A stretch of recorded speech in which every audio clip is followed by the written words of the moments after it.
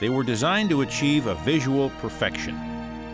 Gardens, fountains, waterways, statuary. They had their amusements, the long strip of sideshows, attractions, and dancing girls. But the dominating images of the world's fairs of the late 19th and early 20th centuries were the dazzling structures built beyond human scale, for these were palaces fitting a great civilization. This was 1904, a brand new century, and these were temples of progress. The outside was all beauty. The inside was all business, industry, art, and agriculture. Buildings were filled with steam engines, dynamos, wires, and wireless communication. There were working factories, working schools, working hospitals, even a working mine. Compare, the organizers said, all that we have done with the primitive, the backward, the unclothed, whose villages we have transported to these fairgrounds. Later generations would find their displays insensitive, their social science flawed, but those who staged them were unapologetic in their sense of cultural and racial superiority. The promise and potential of America seemed unlimited. And in 1904, in St. Louis, perhaps as never again in that brand new century, there was a display of pride and confidence and optimism for what lay ahead.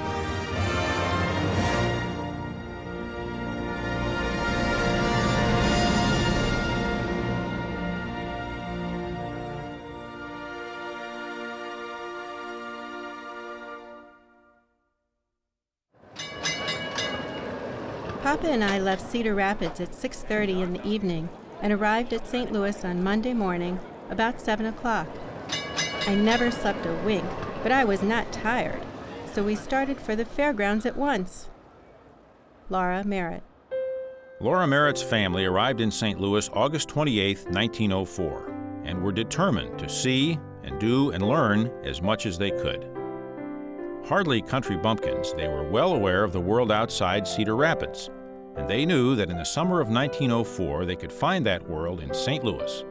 The culture, the art, the food and music, the machines, the entertainment, displays of the strange and exotic, and the first Olympic Games to be held on American soil. The Merritts came to the fair and spent 5 weeks. Fairs had been getting bigger and bigger, and this would be the biggest ever.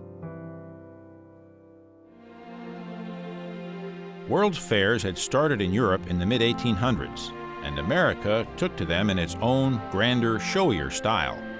America had something to prove to the world and to itself. It was a country in many ways still hurting and still healing from the deep wounds of the Civil War. World's fairs play an absolutely central role in the cultural reconstruction of the United States, in transforming from the United States from an entity spelled with a lowercase u to an entity spelled with a capital U in boldface. Since Philadelphia's Centennial Exposition of 1876, American cities had been vying to host the world, celebrate their young nation, and to no small degree promote their own city. Chicago, Buffalo, Omaha, St. Louis, Portland, Oregon, San Francisco, all put on fairs with themes of discovery, exploration, conquest. By 1904, America had not only won the West, but its victory in a war with Spain sent a message to the world. The 1904 World's Fair was a chance to showcase American power as never before. This was the first time that America could plausibly claim to be a great power, to be worthy of great power representation at any of the capitals of Europe. Teddy Roosevelt declared that this was going to be an American century, and this is the first time that America can say such things with a straight face and actually hope that someone's going to believe it. Ever since the census of 1880 showed that Chicago had leapt ahead of St. Louis in population, St. Louis has had this sort of resentment and sense of being a second city to the second city. And so it was very important to Francis and the other business leaders here that they could do something and they could do it better than Chicago had done it. There was no way David Rowland Francis was going to have anything but the biggest fair ever in St. Louis. Francis, a native Kentuckian, had come to the city after the Civil War and made his fortune as a trader on the bustling, crowded riverfront. St. Louis had been founded by the French more than 100 years before, and as America's gateway to the West, it had grown into the fourth largest city in the country. But the river city was about to be overtaken by a younger rival, Chicago, the booming rail center to the north. In 1885, the inevitable occurred. Chicago surpassed St. Louis in population. That was the year David Francis was elected mayor of St. Louis. At 34 years of age, they called him the Boy Mayor. 4 years later, he was governor of Missouri. He was inaugurated in 1889, and one of the first things he did as governor of Missouri was to set up a committee to bring to St. Louis the Columbian Exposition, which was to be held on the 400th anniversary of Columbus's discovery of America. But in 1890, to the bitter disappointment of St. Louis, Chicago was awarded the Columbian Exposition. David Francis and St. Louis had something to prove and would work 10 more years to get their own World's Fair. Francis set his sights on 1903, the centennial of the Louisiana Purchase. Once again, there were other cities in the running, and there was congressional opposition to funding the fair. But Francis was a well-connected and skilled politician and an experienced World's Fair lobbyist. There was a rumor that he took a whole carload of Old Crow whiskey back with him, which Old Crow was made in St. Louis at that point, in order to grease the wheels of Congress. With congressional approval, St. Louis quickly moved ahead, choosing Forest Park on the edge of the city as the location. The original plan called for a fair covering 600 acres. Francis doubled it. One of the reasons that he added 600 acres to the original fairground was he wanted the fair to be bigger than Chicago's, wanted it to be physically larger than Chicago's. Thousands of workers were hired to transform the park into a World's Fair, to dig, to landscape, and to raise the exhibit halls and smaller pavilions. There wasn't nearly enough time or money to build solid permanent buildings on this scale, and since the park was to be returned to public use, they'd be torn down the following year. The World's Fair would have an appearance of stone and marble, but it was only an illusion. The buildings were intricate wooden frames covered with staff, a mixture of plaster of Paris and straw, horsehair, or whatever fibers were at hand. The gooey result could be poured into molds to create multiple decorative features and was easily carved and sculpted. Soon it became clear that the fair would not be ready in time for the 1903 centennial of the Louisiana Purchase, and David Francis reluctantly delayed the opening until the following year. Francis worked relentlessly. During construction, he made visits to the fairgrounds almost every day. When facing labor disputes, typhoid scares, and bureaucratic red tape, Francis often rolled up his sleeves and worked alongside his crews, inspired and obsessed by his vision of an ivory city that would bring the world to St. Louis.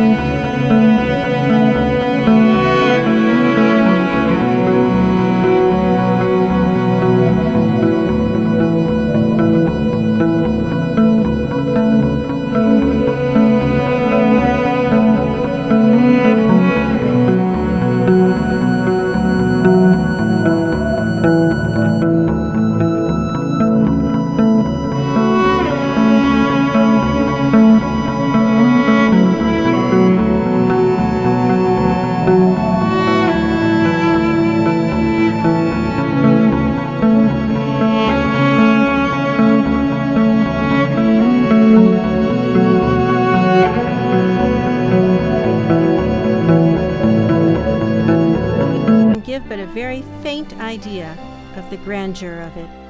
Laura Merritt. First thing I would do if I went into the fairgrounds, besides being overwhelmed at all the buildings and lights and people and size, I'd head for the Ferris wheel. You could see it from almost anywhere on the fairgrounds, and it was the largest Ferris wheel in the world, and even to this day, none has come close. And I'd head straight for that to take a ride on the Ferris wheel. In 1893, organizers of the Chicago World's Fair had a dilemma.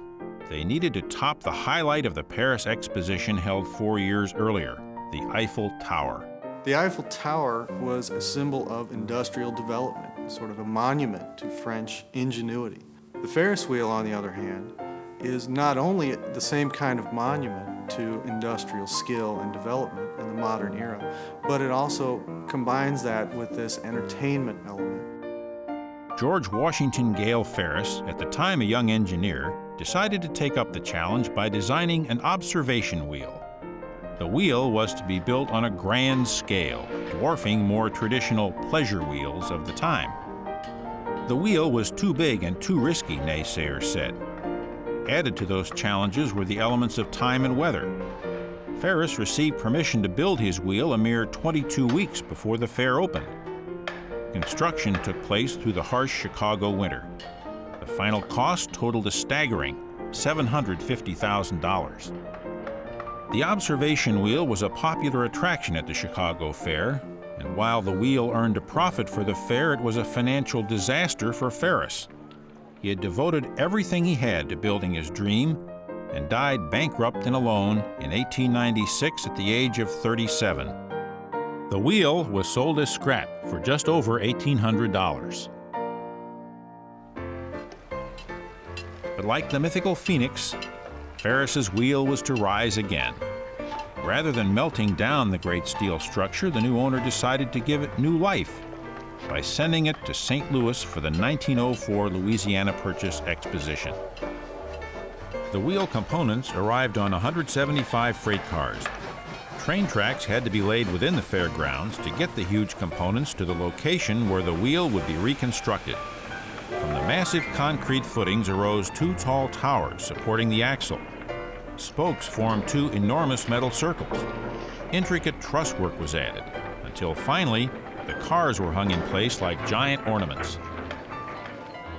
Ferris's wheel, as with so many other aspects of the St. Louis Exposition, exemplified the very motto of the fair itself, nothing impossible. The Ferris wheel was enormous, just enormous.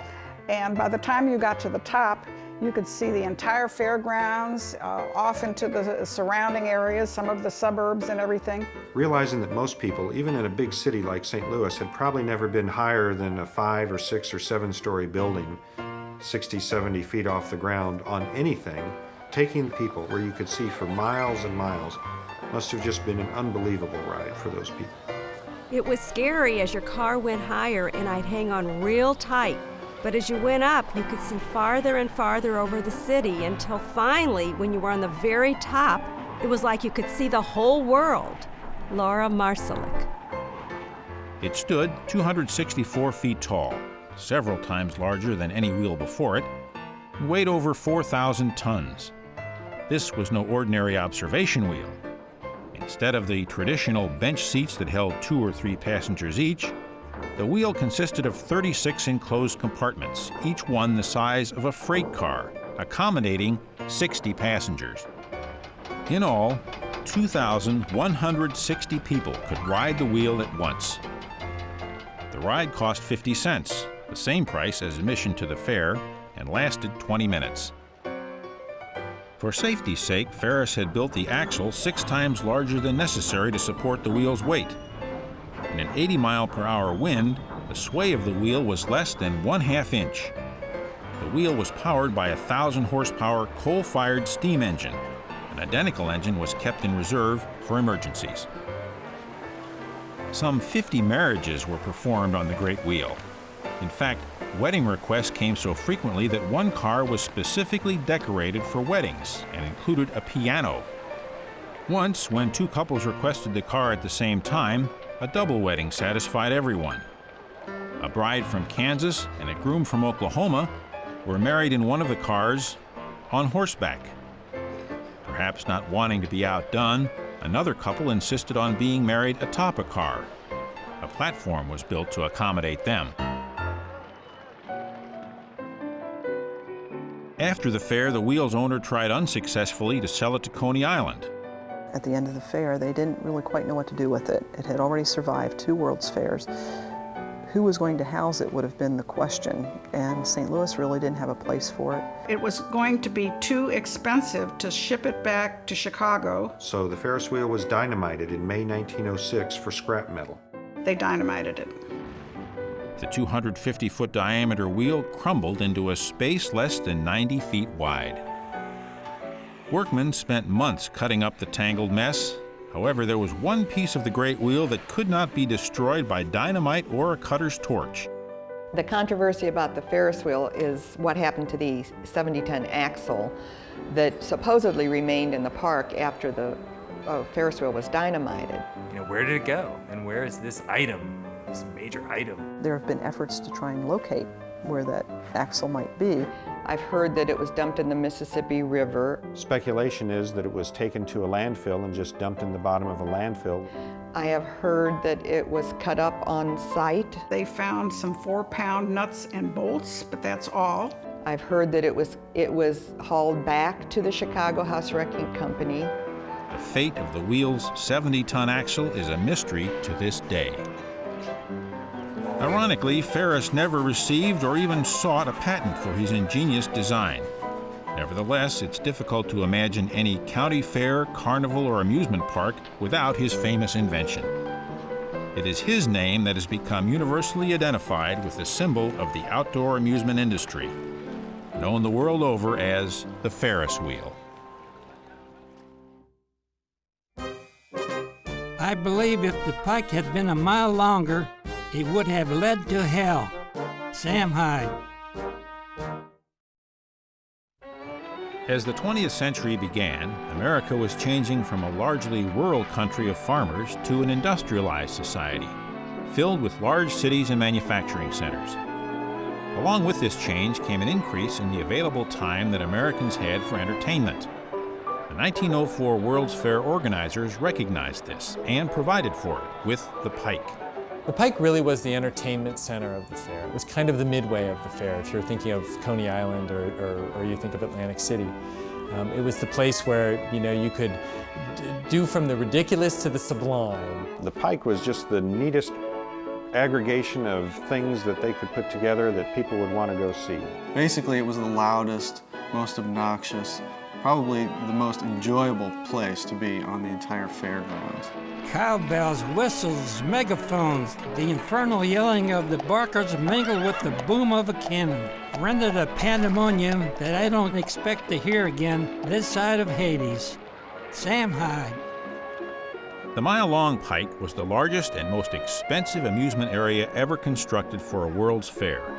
Nicknamed the $10 million Pike, visitors could be entertained by 6,000 performers, see 1,500 exotic animals, visit countless attractions, and sample cuisine from around the world. Paved with brick and illuminated with arc lights at night, it stayed open until 11 p.m., well after the fair's palaces closed. The main fairgrounds was sort of your more sophisticated show and tell of all of the displays and the exhibits and the educational side of the fair. And then in the evening, the Pike really hit its peak.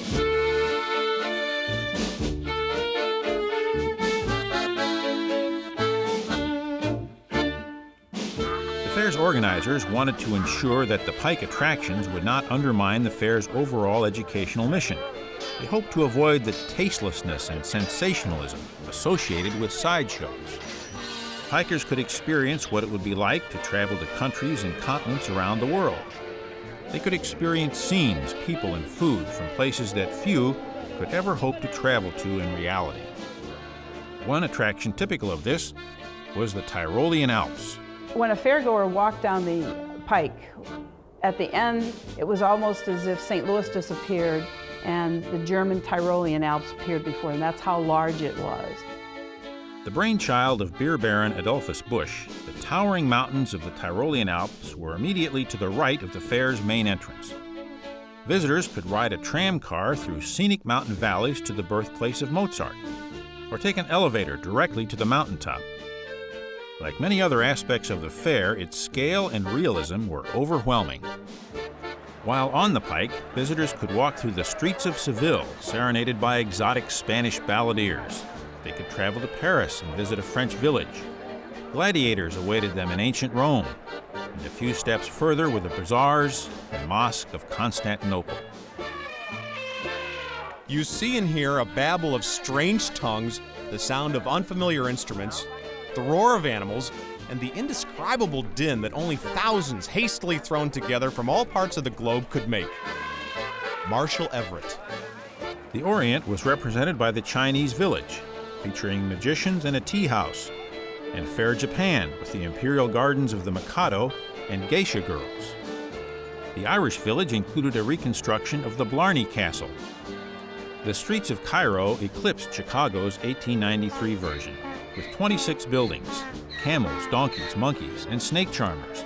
You could ride camels, you could buy different wares, you could exit Cairo Street feeling that you'd learned something about a part of the world that perhaps you had only read about in National Geographic. A visitor could visit mysterious Asia. Realistic depictions of India's Taj Mahal and the streets of Ceylon and Delhi awaited. Or for those who dared, something even more exotic.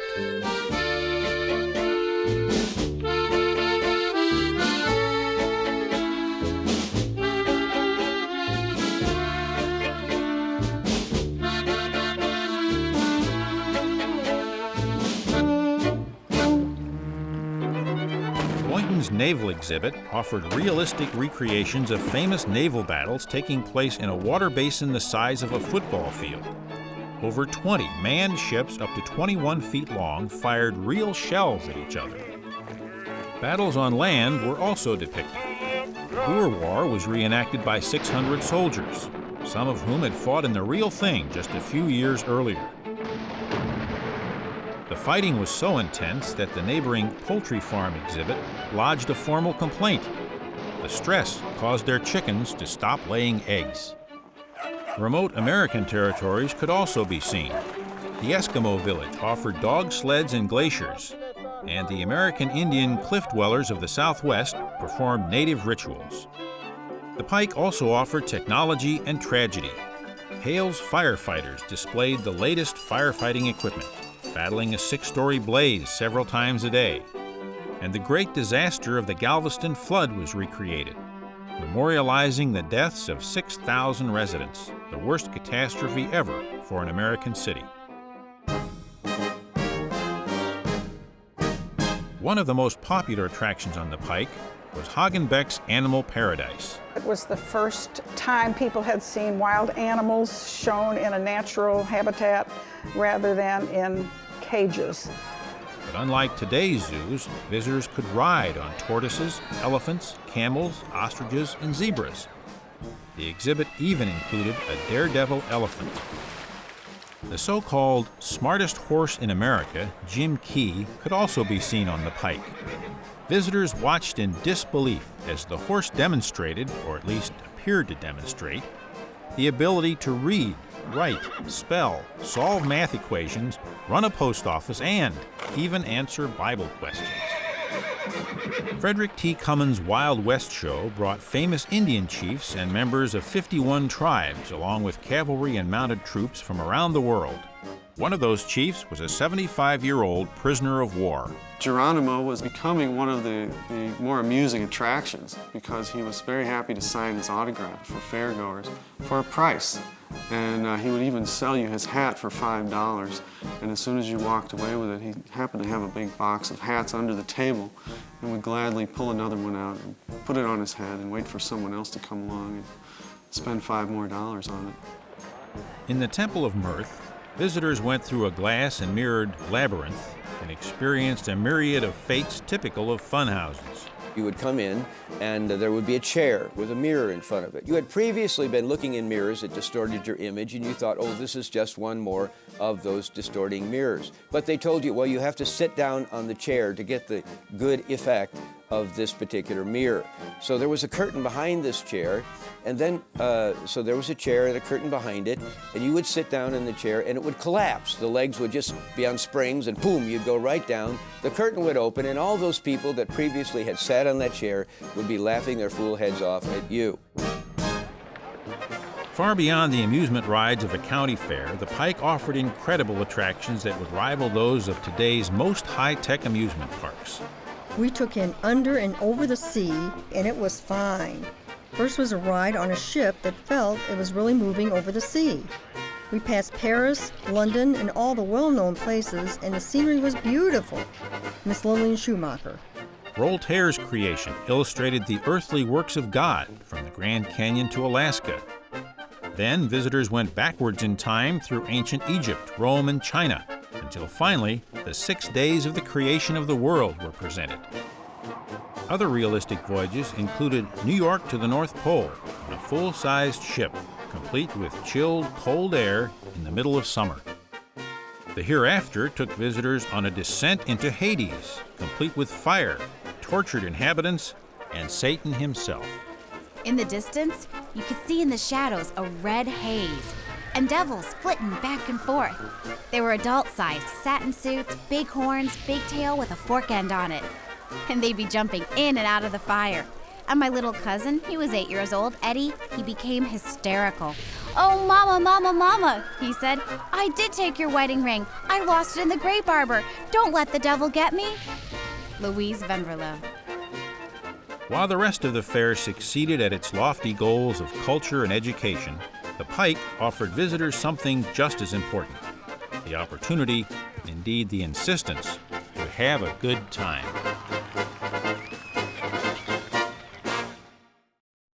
The late 19th century and the early 20th century was really a period of such tremendous progress, and the speed with which technological developments were being made was simply astounding.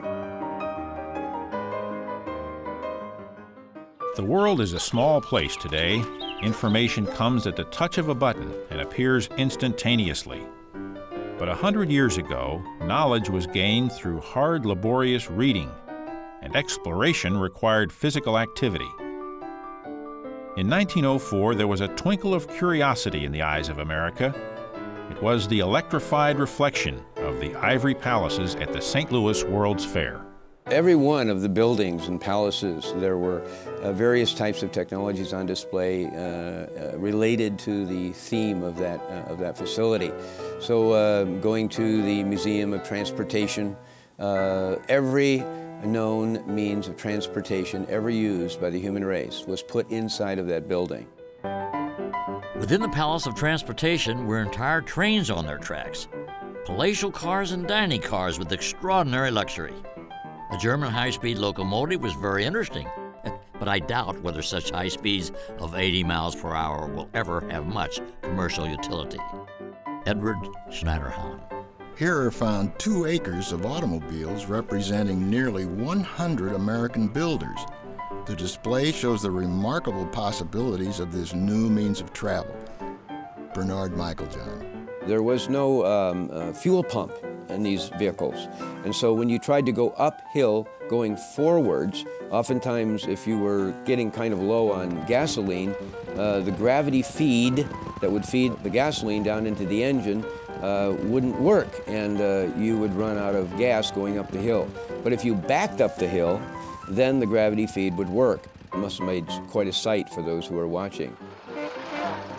16 automobiles traverse the fairgrounds in every direction and also carry passengers from the city out to the exposition. I went home in one of them one night and had an opportunity to learn something of the speed of the great vehicle. The chauffeur applied all speed and carried his 18 passengers along with a rush that I confess made me uncomfortable. It was an amazing ride. John Brisbane Walker. There were also amazing things to see above the fairgrounds. Not just the balloons which rose and drifted with the wind, but controlled flight. Dirigibles powered by engines responded to the controls of the pilot with various levels of success.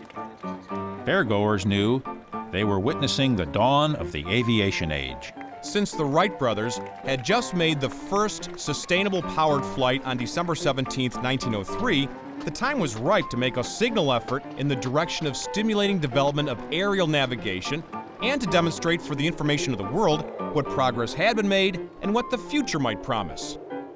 Marshall Everett. A writer in Harper's Magazine remarked that the fair left no intelligent visitor where it found him. The fair offered new standards, new means of comparison, and new insight into the world. Every palace, every display, every step brought new technologies. Technologies which would shape the future of our world. There was a new thing called wireless telegraph, which was being demonstrated and in fact used at the fair to file some press reports. A large tower was built. You could send a message from one part of the fairgrounds to the other. Here, Alexander Graham Bell's telephone device can carry your words along a beam of light for more than 20 miles. Another device in action allows a man to telephone his own office from a distance to make his own connection, leave a message for himself, and then listen to his own voice upon reaching his office desk. Bernard Michaeljohn. Working offices would never be the same. Fairgoers were introduced to new technologies and innovations from the moment they entered the fairgrounds. You had to go through automated turnstiles where you put in a coin, and then if it was the right kind of coin, it would allow you to pass through. Electricity, still in its infancy, made a magnificent appearance at the fair.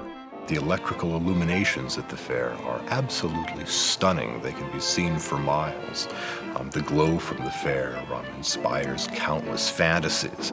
Many of the people coming to the fair were coming from small towns and rural communities where the electric light bulb had effectively not yet arrived. It's not that they didn't see electricity before, but to see it in that kind of mass and that kind of numbers was amazing. The night that they turned on the lights at the Cascades was the first time that the electrical lights had ever been shown underwater. The electrical engineer who devised the system worked here for many months, maybe years, and he was on the verge of a nervous breakdown on account of the bugs he tried to get out of this thing to make it work for the opening of the fair. When they turned the Cascades on, he stood in the crowd at the bottom of the Cascades. There were two young girls standing next to him, and one turned to the other when the lights went on and said, "Ain't them Cascades cute?" And then he had his breakdown. Willard Shelp. The incandescent light bulb had been invented 25 years before, and inventor Thomas Edison had his own special exhibit at the fair. Edison was also the fair's chief consulting electrician, and his influence could be found throughout the fairgrounds and in the nearly 8 acres of exhibits in the Palace of Electricity. I express the fervent hope that the building will be filled to overflowing with the latest examples of apparatus for light, heat, and power, and the communication of intelligence. Thomas Alva Edison. Incandescent light bulbs were not the only things glowing at the fair. Radium was discovered by Madame Curie shortly before the 1904 World's Fair, and its properties, its qualities, were touted at the fair as something that would be magnificent, not only for the jewelry industry, because you could radiate all kinds of jewelry and make it glow and turn all kinds of spectacular colors, but also for the medical industry. Radiation was thought to be something that would cure many, many diseases.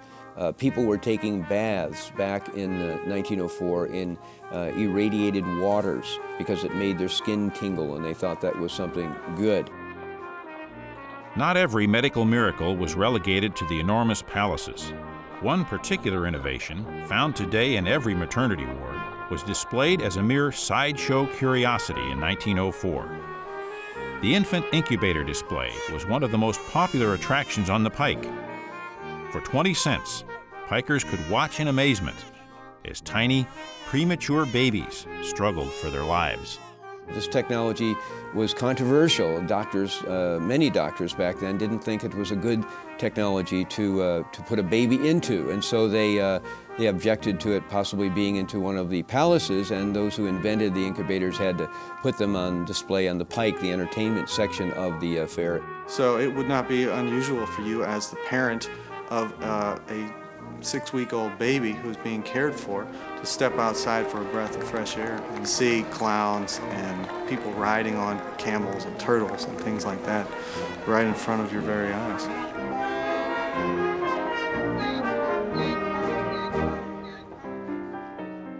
The display in its entirety was an awe-inspiring representation of the tremendous power of modern industry in action, as mysterious to the layman as the movement of the stars. History of the Louisiana Purchase Exposition, Bennett and Stockbridge. Part of America's arrival on the world stage is being the land of inventors. That it's Edison, an American, who invents the light bulb. That it's Alexander Graham Bell, who is going to take the leading way with the telephone. Samuel Morse with the telegraph. The ability to point to these Americans is part of our claim to having arrived as a major civilizing force in the world.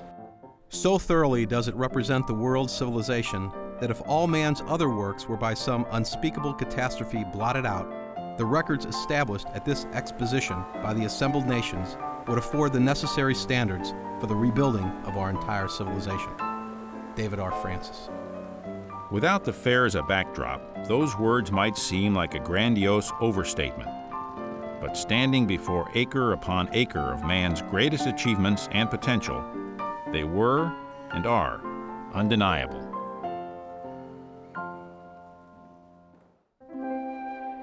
After days of anticipation, I find myself seated in our section of the Pullman car. Harold Hass.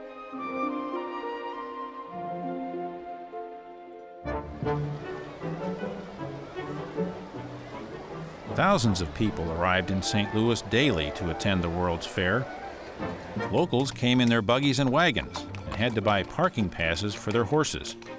The charge depended on whether they were driving a one-horse or two-horse hitch. A few people arrived via the newest rage, the automobile. The vast majority who came from a distance traveled by train. The railroad companies provided special fares to attract people to St. Louis. On the Missouri Pacific, a ticket from the town of Nevada in far western Missouri to St. Louis could be purchased for $5.85. These low fares were so attractive that extra cars had to be added to the trains. Passengers were allowed to pack into their cars even if there was no seat available. But going to the World's Fair was a once-in-a-lifetime opportunity for most, so no one seemed to mind the inconveniences. Missouri Pacific number 30 originated near Wichita, Kansas, and was running late on October 10, 1904. It passed through numerous small towns across southern Kansas. When 13 passengers boarded the train at Oxford, Kansas, superstitious folks thought that a sign of bad luck.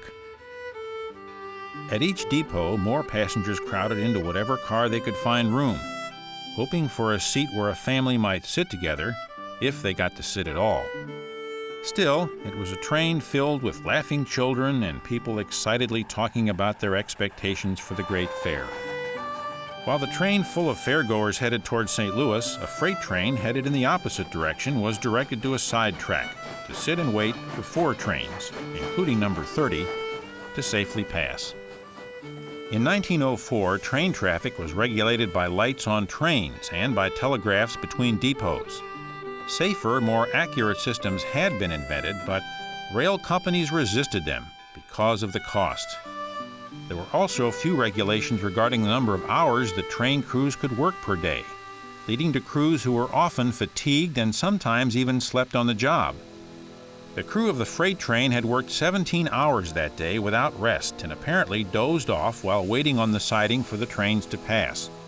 When they awoke to find the final train passing, the crew pulled the freight train onto the main line and headed on their way.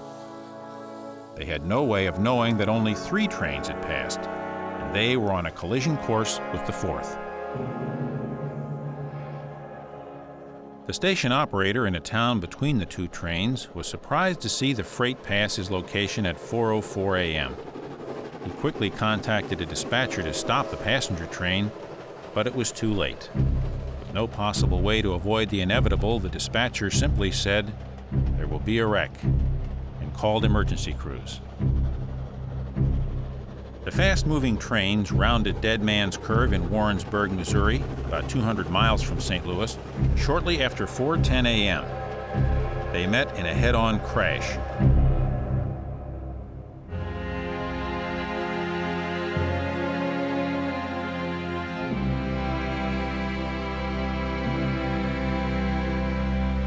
The first I knew of anything wrong, I heard the air brakes begin to set, and there was a rumbling sound followed by a terrific crash and a shower of hot water, broken glass, and fragments of human bodies.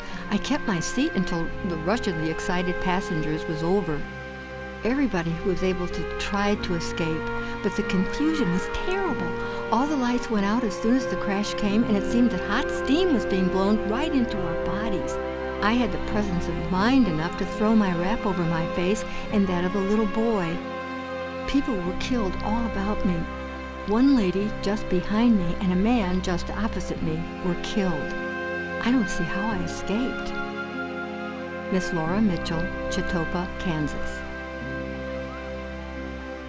The momentum of the trains was so great that the freight engine passed over the passenger train's engine, landing on top of the first passenger car and killing 28. The boiler from the freight engine ruptured, filling that car with steam and water.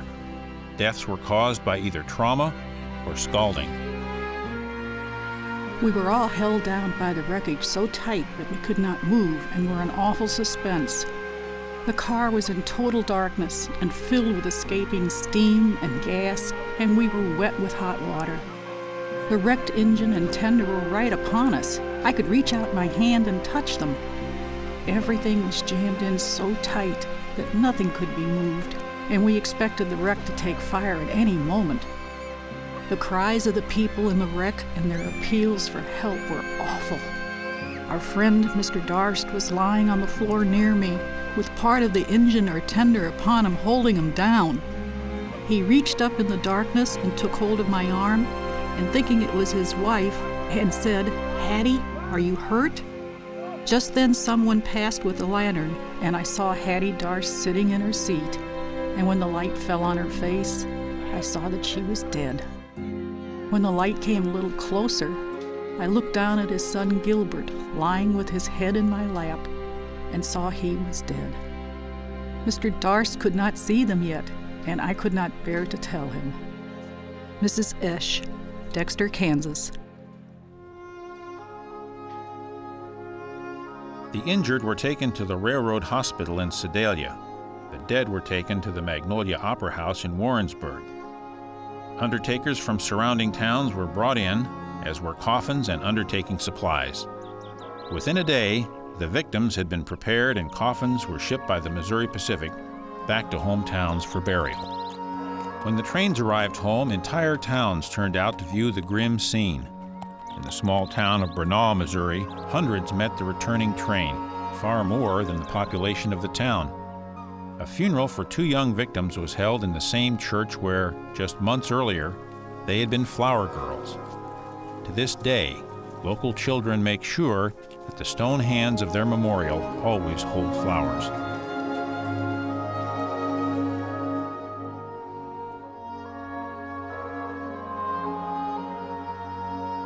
There are many communities in Kansas and Missouri with few pleasant memories of the 1904 World's Fair. Instead, they remember their townspeople and loved ones, sometimes entire families, who were once excited travelers to a great fair, but would never experience the palaces or the Pike. A passenger who escaped from the great train wreck with little more than a bump on the head was asked if she intended to continue her journey to the World's Fair. "Feel my head," she said. "I've had all the fare I want."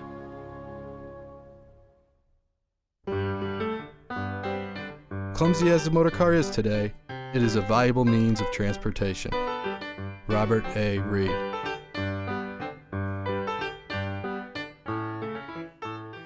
Most visitors to the 1904 World's Fair arrived by train, trolley, or horse and buggy. But for a small group, the newfangled automobile was the transportation of choice. This group was simply known as the Autoists. And on July 26th, they set out on the longest and largest automobile tour to date, with the World's Fair as their final destination. A total of 500 automobiles started the trip from various points east and west. They were to arrive in St. Louis on August 10th to take part in Automobile Day at the fair. The tour was organized and mapped out by the newly formed American Automobile Association. It was their hope to create publicity for the automobile and for a bill recently introduced to Congress calling for the construction of permanent roads. In 1904, the only roads available for travel were primarily dirt, used by farmers to take their produce to market. None had modern-day conveniences like service stations or even road signs. So those in charge of the tour devised a method to help prevent drivers from getting lost. Drivers were instructed to stay within 50 miles of each other, and the lead cars were told to drop confetti along the way for others to follow. Not surprisingly, this method was unsuccessful. Driving conditions were rough, bumpy, and dirty. Vehicles resembled comets with trails of dust stretching nearly a quarter of a mile. By the time the autos had reached central Illinois, the confetti was long gone. As a backup, drivers had also received written directions in miles. Unfortunately, their cars lacked odometers. It's estimated that more than 100 cars were lost in the cornfields of Illinois that summer. Asking for directions was often of little or no help. We got all mixed up and didn't know where we were half the time. The farmers seemed to think it a joke to direct us wrong. I encountered a herd of cattle in the road near Funks Grove, Illinois. And the farmer refused to drive the cattle on so we could move. An argument started and we both reached for our guns. I got a drop on him first and he surrendered and cleared the road. Driver J.C. McCrae of Chicago. Drivers said that it felt for all the world like they had been placed there for a game of hide-and-go-seek. Some were forced to beg for food from farmers, and a few raided orchards. Others built campfires and roasted the only food they could find, corn. Despite all the challenges, about 75 of the original 500 autos entered the city limits of St. Louis right on schedule. Certificates were presented to all drivers who completed the tour. However, they were not given to anyone who arrived early by exceeding the recommended speed or racing. This included F.A. LaRoche, who arrived from New York more than a week early after driving 6.5 days non-stop, never allowing the engine of his 20-horsepower Dirac to shut down once. He rushed into the Hotel Jefferson for a quick bite to eat, and then climbed into his vehicle once again, claiming, quote, "This engine has not stopped once, nor will it stop until the automobile has made the return trip to New York," end quote, which it did. LaRoche and his fellow autoists of 1904 had proved the endurance and dependability of the horseless carriage. Those interviewed afterwards by the press took the opportunity to campaign for better roads. Keep your face to the sunshine, and you will not see the shadows. Edward Garner Lewis.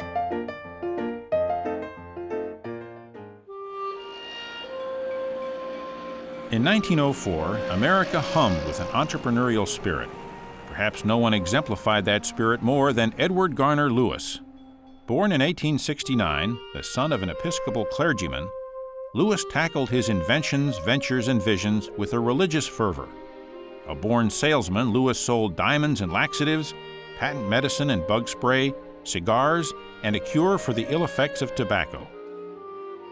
Despite Lewis's entrepreneurial bent, he and his wife found themselves financially strapped and stranded in St. Louis in 1896. But by 1903, Lewis had bounced back. He had become a publisher. His Woman's Magazine and Woman's Farm Journal had a circulation of over 2 million. And less than a year before the World's Fair was slated to open, Lewis completed a 5-story octagonal tower to house his new publishing empire. David R. Francis, president of the fair, laid the cornerstone. Louis said his press room was the largest in the world. From the front of the office building to the end of the press rooms is nearly 1/8 of a mile. This building stands on a hill overlooking the World's Fair and all St. Louis, and is close to the entrance to the fair. This shows what can be done when a large number of people help, each with their little mite, but all together making a large sum. Edward Garner Lewis. Part visionary, part huckster, Lewis's can-do attitude was typical of the fair's developers and directors. He proved to be a rich fountain of ideas and dreams. In the shadow of his publishing empire, he built a mammoth tent city, Camp Lewis, offering the fair's visitors a comfortable and inexpensive place to stay. As soon as it was decided to hold the fair alongside our buildings, I became aware that we should take care in some way of the tens of thousands of our subscribers who were coming to the World's Fair. I therefore arranged to erect a giant tent city to be called Camp Lewis to accommodate 3,000 or 4,000 people at a time. The plan was to have little tents with floorboards, electric lights, hot and cold water, also a commissary tent and hospital tents. During the World's Fair, we took care of about 80,000 of our readers. Edward Garner Lewis. Indeed, Camp Lewis rivaled a small city. In addition to its hospital tent, there was a baby tent where children could be left while their parents visited the fair. There were special accommodations for, quote, unaccompanied ladies, unquote. A shower tent and even a smoking tent were included, free of charge. However, in keeping with the camp's family image, intoxicants were strictly forbidden. To publicize his magazines to fairgoers, Lewis purchased a huge searchlight, said to be the largest in the world. Its beam pierced the sky on the opening night of the fair and every night thereafter, drawing thousands of people to the magazine's headquarters to discover its source. Attracted like moths to a flame, Lewis, always the consummate entrepreneur, used the opportunity to sell the visitors a subscription to his magazine, 10 cents for 1 year.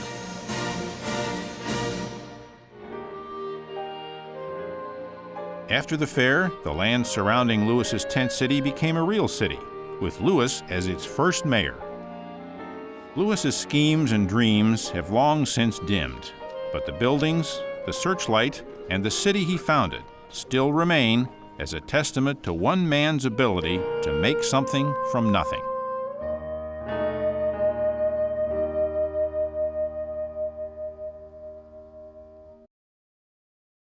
Festival Hall was the music center of the fair, and they only performed serious music there. Choral concerts, symphony concerts. So the marching bands, the ragtime, all those were performed on bandstands throughout the fairgrounds or else on the Pike.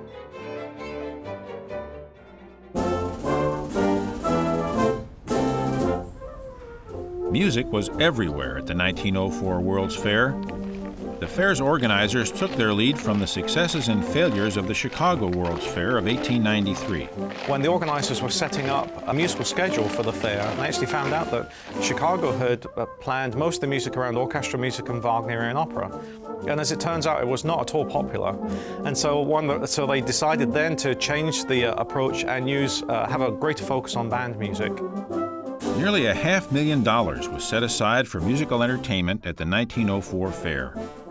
Visitors could hear the music of the common man, popular music played by the best brass and concert bands in the world, led by the likes of John Philip Sousa. Sousa was the musical draw at the World's Fair. The Sousa band was somewhere between 50 and 60 players at the World's Fair, and that's a much larger band than was typical of Sousa's day. Most of the bands were 20 to 30 players. The broad and comprehensive program also included orchestral, choral, and organ concerts for more serious music lovers.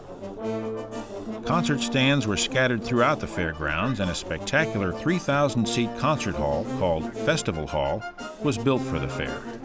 Its domed ceiling was larger than St. Peter's Basilica in Rome. In addition to famous bands from North America, the fair also featured some of Europe's leading concert bands, including the Garde Republicaine of France, reputed to be the greatest band in the world. There were also 2 bands composed entirely of American Indians. The music of Beethoven, Liszt, Tchaikovsky, and Wagner was presented, as were tunes by Sousa, Victor Herbert, and Stephen Foster, and original music composed by the various band leaders at the fair. For fairgoers, the variety was dizzying. I never enjoyed such good music as I did that evening when the band began to play. It just sent a thrill through me, and I sat with my eyes, mouth, and even ears open until I thought I would be able to get them back in their proper place again. Miss Lillian Schumacher. One of the great achievements of the fair was the building of the Great Organ for Festival Hall. The organ's design was so innovative that many companies refused to attempt to build it. When finally completed by the Los Angeles Art Organ Company, it was the largest pipe organ in existence. It had more than 10,000 pipes, ranging from a half-inch to 37.5 feet in length. With some 1,600 electrical switches and 5 keyboards, it was capable of producing more than 17 billion distinct tonal combinations. After the fair, it was purchased by Wanamaker's department store in Philadelphia, which is now a Lord & Taylor, and it can be seen and heard twice a day. Not all of the music was played in Festival Hall or on the bandstands dotting the fairgrounds. Music along the Pike was nearly non-stop. The music on the Pike was just unusual because many of the native tribes performed their music. Many of the people from different countries who had a concession on the Pike performed their music. It was just kind of a free-for-all of music, just wonderful and fun and lively and loud. Russian musicians played on native instruments. Japanese geisha girls sang and danced. In the Irish village, a band from Dublin performed, and a young Irish tenor named John McCormick became famous. The Pike also featured a relatively new and burgeoning music style called ragtime.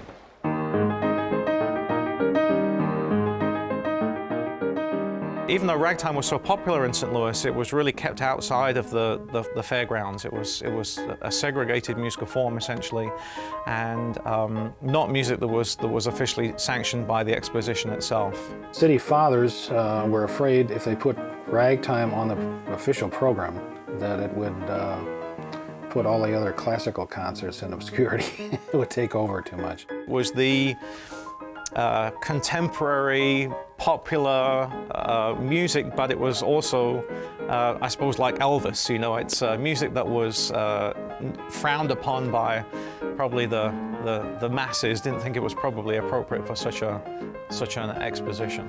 In the same way the King influenced rock and roll, the 1904 World's Fair helped take popular music in a whole new direction. It brought together talents from all over the country.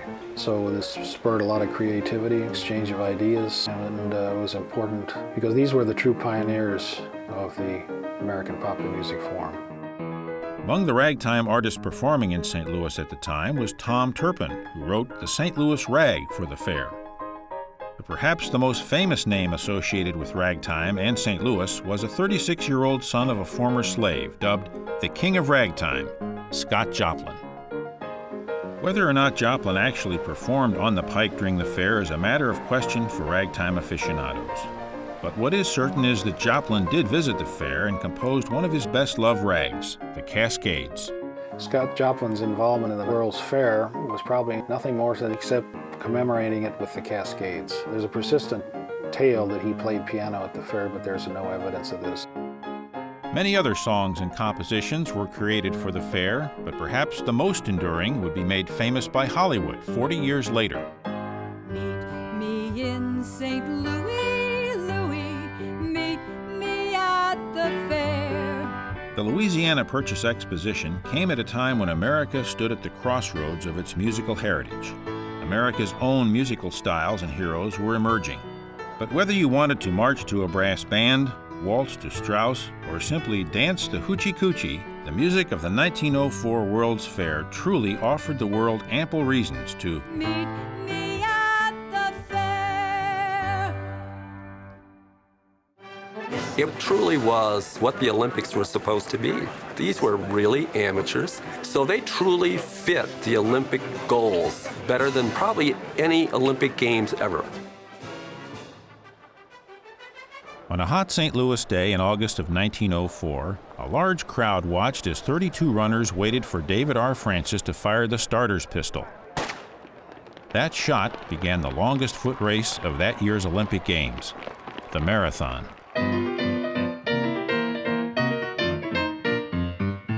The St. Louis Games are very different from the games today. It was like a sandlot event. I mean, it was almost like a picnic event. Many things had to be worked out and learned. The marathon was probably one of the more interesting things. They had people running in the marathon from South Africa, Africans who were actually working at the fair and weren't marathoners, but they did quite well.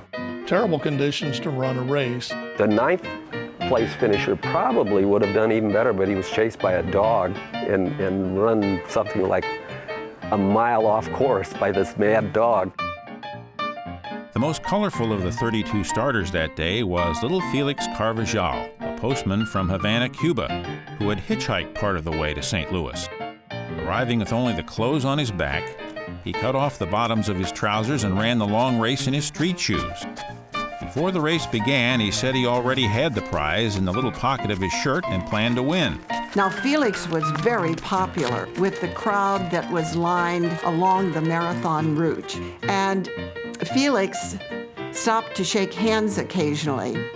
He did pick peaches, and he came in 4th, and he wasn't even winded. Some runners were accompanied by their trainers riding alongside them in automobiles, making the 25-mile dirt road course dusty, crowded, and dangerous. Runners were given sponge baths as they ran and were administered drugs in order to stay on their feet during the rugged race. Dirty and exhausted, runner Fred Lors could take no more. Who rode in a car after 9 miles because he collapsed. He was just in horrible shape, and he drove along out in the back of this car, rode along the back of this car, waving to the fans and other runners. He got his energy back, got out of the car, and ran into the stadium as the winner. Crowd cheered, cameras clicked. At the last moment, Olympic officials, aware of the mistake, stopped short of pinning the first place medal on Lors' chest. The official winner of the marathon was the English immigrant Thomas J. Hicks. His trainer gave him strychnine mixed with egg white, washed down with brandy. By the time he got to the stadium, he was not walking well. He was held up by a couple of guys in suits because he kept collapsing. He couldn't stand to receive his trophy and medal and returned the following day. Another area of competition that might seem outrageous by today's standards was the swimming events.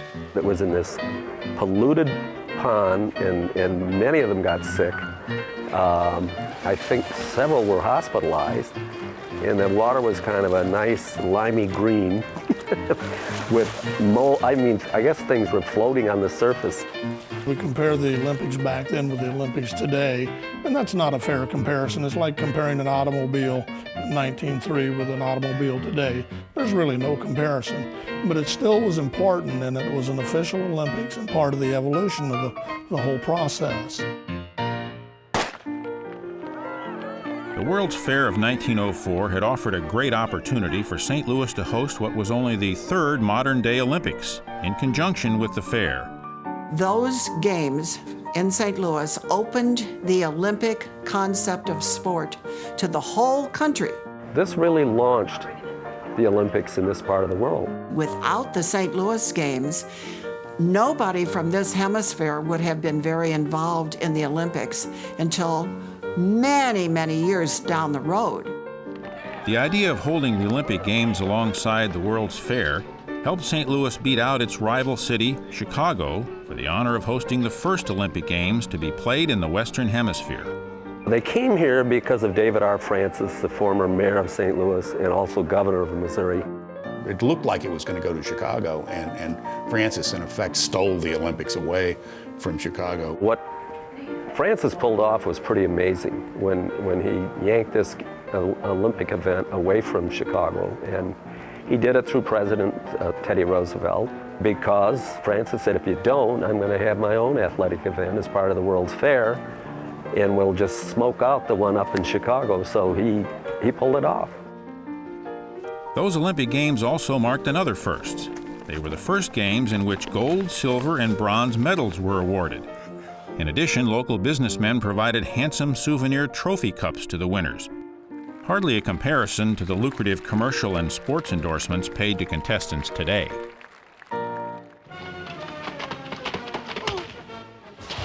While all the sporting events held carry the Olympic name and accompanying awards, not all are still considered Olympic events today. They had all kinds of strange and bizarre events. There was actually handicapped events, but that meant handicapped as far as a distance. You may have a 3-yard head start on the other athlete, and others would start at scratch. The tug of war made one of its last Olympic appearances in 1904 after controversial accusations that the winning team included some ringers who were not actually members of the team. They had an Olympic golf competition at Glen Echo Country Club. After 5 long days of playing 36 holes, Canadian George Lyon won the gold medal for the men's individual event. Yet he had the energy to attend the awards dinner and walk the length of the dining room on his hands. Gymnast Anton Haida won 5 gold medals, giving him the honor of winning the most gold medals of the 1904 Games. Fellow team member George Iser won only 3 gold medals. However, Iser had one thing that Haida didn't: a wooden leg. The only women participants in the 1904 Olympics were in the archery competition. They competed wearing hats, many petticoats, long skirts, long sleeves, just incredible outfits for being in an Olympic event. One lady in particular stood out. Ms. Lyda Scott Howell won gold medals in both archery events, making her the oldest female athlete to win a gold medal in any Olympic event to this day. One event taking place under the Olympic umbrella seemed like a good idea at the time, but certainly did not add anything useful to the Games. It was called Anthropology Days. In this curious 2-day experiment, foreign people along with American Indians and Philippine natives living and working on the fairgrounds competed against each other in 18 athletic contests. The purpose was to study the natural abilities of these untrained, quote, savages, unquote. Their determination at the end of this incredibly embarrassing thing was that people of brown and black skin would never win and never be successful in the Olympics. They would be strictly white people. In 1904, the World's Fair dwarfed the Olympics in both attendance and sheer magnitude. Today, a century later, the Olympics represent the largest international event in the world and are no longer allowed to be held in conjunction with the World's Fair. Human nature is the same elsewhere as in America. They all like to have their pictures taken. Jessie, Tarbox, Beals. In 1904, women were considered the weaker sex, delicate and needful of protection, yet denied by law any form of birth control that might protect them from the health risks associated with repeated childbirth. They had no political representation, and it would be a full 16 years before women were given the right to vote. Jessie Tarbox Beals was a photographer who had arrived in St. Louis with her husband in the hopes of becoming an official fair photographer.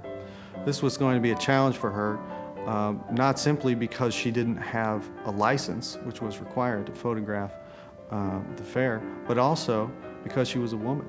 She was a woman in a man's world. Jessie felt her reputation in Buffalo as the first official woman staff photographer for the Buffalo Courier would merit an official press card for the 1904 World's Fair. Fair officials did not agree. But to be a woman in a male-dominated profession, Jessie had to be more than just a good photographer. She had to have the tenacity of a bulldog.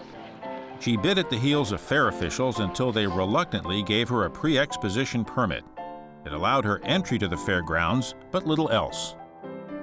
What separated Jessie from the other so-called lady photographers may have resulted from her experience as a newspaper photographer. Jessie's subjects seemed more natural and unconstrained. Rather than merely illustrating a reporter's stories, her photographs told the story.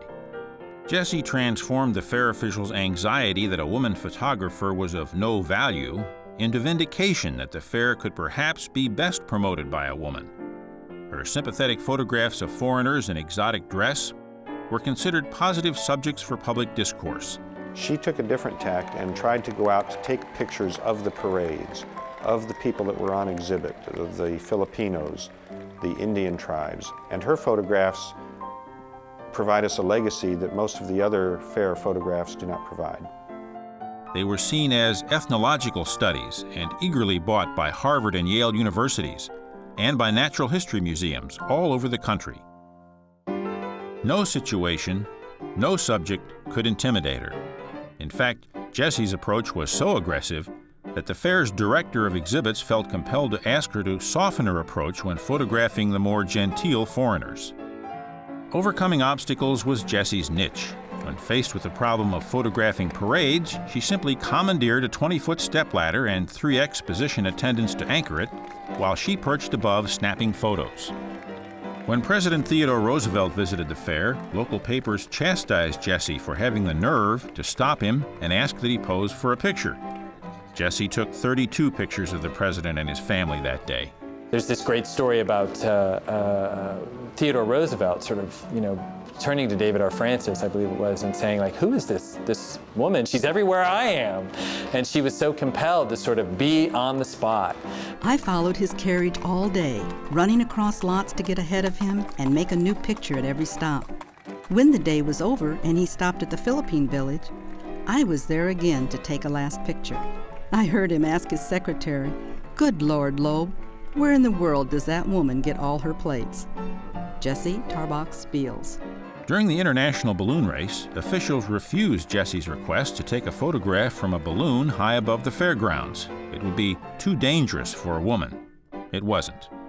Jessie's aerial photographs were published in the Louisiana Purchase Exposition Bulletin and brought enthusiastic praise from David R. Francis himself. Jessie's admirers proved even loftier than Mr. Francis. Her photographs of the Philippine reservation were received with such adulation that they were brought to the attention of the Secretary of War. William Howard Taft was so impressed that he offered Beals a passport and a free round trip to the islands to, quote, bring back as a contribution to science pictorial records of the daily life of the little-known wild tribes. After the 1904 World's Fair, Jessie Tarbox Beals evolved into an even more ambitious photographer and an even less conventional woman. Although she was often referred to as a suffragette for managing to break into an essentially male profession, she had no desire to take on such a role.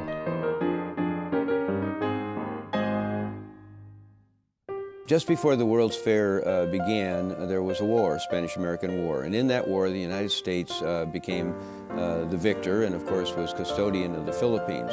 To show off some of the people that were of the Philippines, the United States decided to bring to our shores some of the native residents of the Philippines.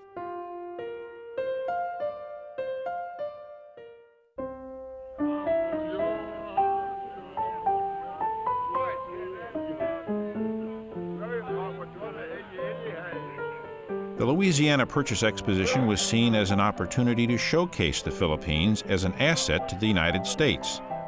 Built at a then staggering cost of $1 million and spanning over 47 acres, the exhibit was far bigger and grander than any exhibit in the history of World's Fairs. Over 1,000 Philippine natives made the arduous journey from the islands to participate in the fair. Accustomed to living in a temperate region, they were ill-equipped to endure the cold weather that would envelop them during their long journey to St. Louis. While they were being brought here from Tacoma, Washington, on the train through the passes in the mountains, they were denied the use of warm clothing. They just had loincloths. And then not only that, but some persons on the train, the conductors and others, turned off the heat, the steam heat, to these cars. And many of them became very ill and got pneumonia before they got to St. Louis. In fact, the train had to stop. Many of them were taken to the hospital, which of course they had no penicillin, nothing really could be done for them. And by the time they got to St. Louis, some of them died.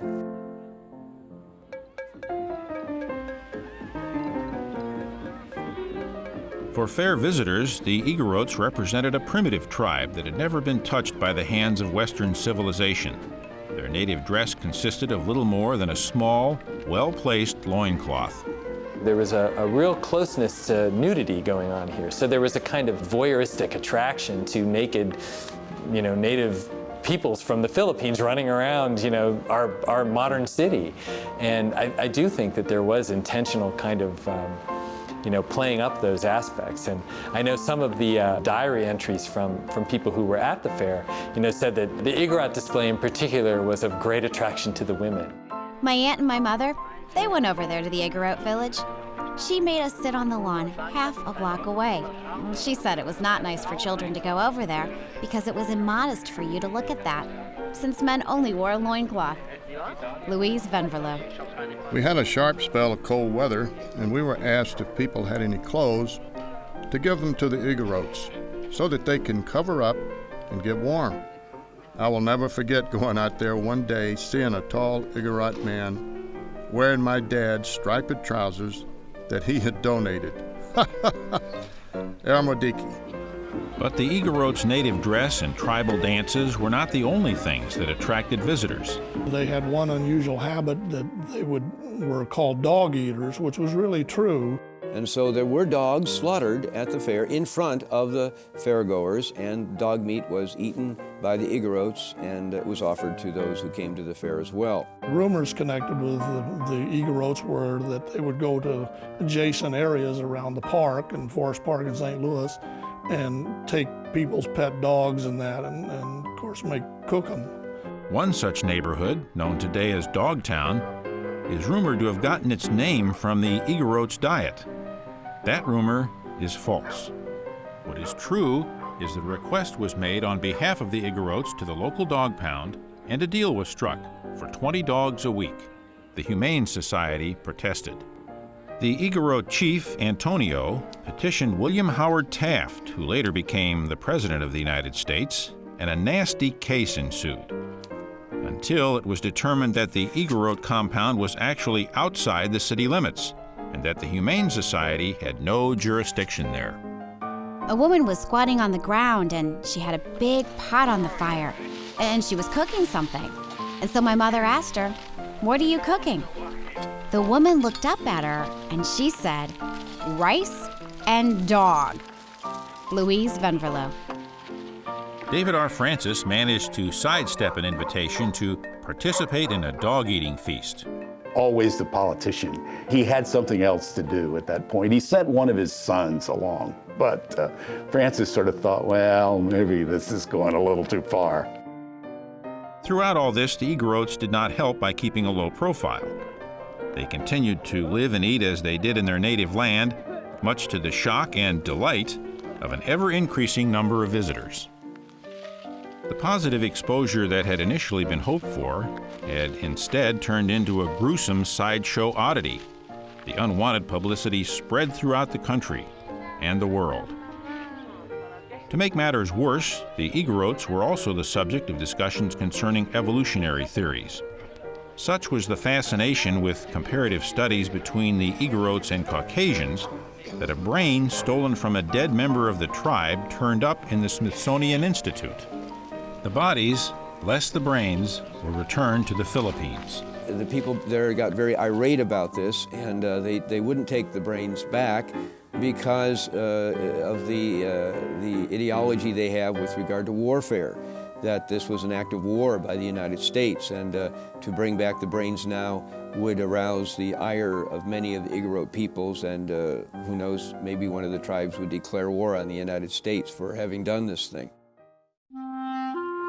The Filipino community grew to resent the manner in which their people had been unjustly portrayed and displayed as, quote, savages, unquote.